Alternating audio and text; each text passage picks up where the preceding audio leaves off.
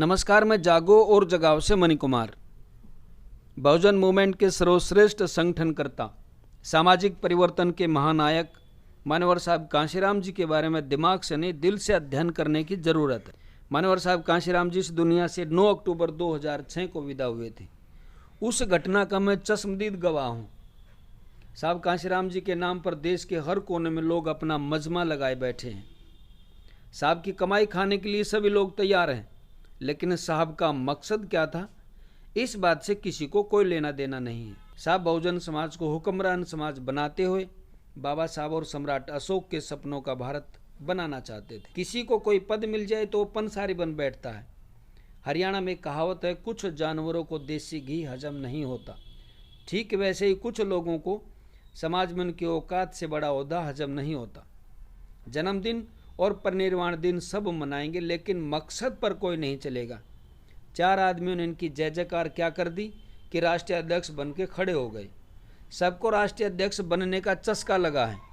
सभी राष्ट्रीय अध्यक्ष घमंडी बन गए हैं। करना धरना कुछ नहीं, बस इस बात की रट लगाए बैठे हैं कि हम हैं असली उत्तराधिकारी साहब कांशीराम जी के। ये खुद कंफ्यूज हैं, दूसरों को क्या रास्ता दिखाएंगे। तथागत बुद्ध ने कहा है, जिसने न कभी अपनी भलाई और न ही दूसरों की भलाई के लिए कोई प्रयास किया हो, वह शमशान की उस लकड़ी के समान है जो दोनों सिरों से जली हुई है और जिसके बीच में गोबर लगा है। ऐसा व्यक्ति संसार में व्यर्थ होता है, अपने लिए भी और दूसरों के लिए भी। सूबे सिंह बौद्ध धम्मभूमि पानीपत से हैं। अक्सर एक कहानी सुनाया करते हैं। एक आदमी लड्डू बांट रहा था। लड्डू लेने वालों की भीड़ लगी थी। लड्डू लेने वाले एक आदमी ने लड्डू लेकर हाथ पीछे कर लिया और दूसरे हाथ को आगे बढ़ाते हुए लड्डू मांगने लगा। उसके पीछे खड़े कुत्ते ने पीछे हाथ में रखा लड्डू खा लिया और बांटने वाले के लड्डू खत्म हो गए। अगर घमंड नहीं छोड़ा तो अब बहुजन समाज के साथ लंबे अरसे तक ऐसा ही होने वाला है। जो पार्टी आपके हाथ में है वो ख़त्म हो जाएगी और बाकी को कुत्ते खा जाएंगे। सबको साहब की बनाई पार्टी दुश्मन दिखाई देने लगी है। राष्ट्रीय अध्यक्षों में किसी एक राष्ट्रीय अध्यक्ष की आवाज़ में इतना दम और इतनी औकात नहीं है कि बाकी राष्ट्रीय अध्यक्षों को धमकाकर या पुचकार कर एक बैनर तले ला सके। साहब कांशीराम जी निर्लोभी थे। साहब का कोई व्यक्तिगत लालच नहीं था। ये खुद के पद प्रतिष्ठा के लालची भेड़ी हो गए हैं।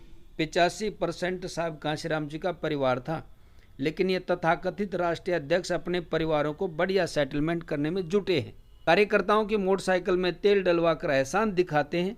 इमोशनल अत्याचार करके उनसे जिंदाबाद मुर्दाबाद के नारे लगवाते हैं और अपने परिवार को, अपने बच्चों को, कार्यक्रमों को नज़दीक तक नहीं फटकने देते। और बात करते हैं साहब कांशीराम जी की।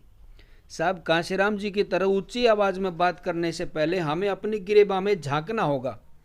बार बार लच्छेदार और चटकारेदार भाषण फोड़ने से पहले दिमाग से नहीं, साहब कांशीराम जी पर दिल से अध्ययन करने की ज़रूरत है। तब जाकर साहब को सही अर्थों में पुष्पांजलि मानी जाएगी।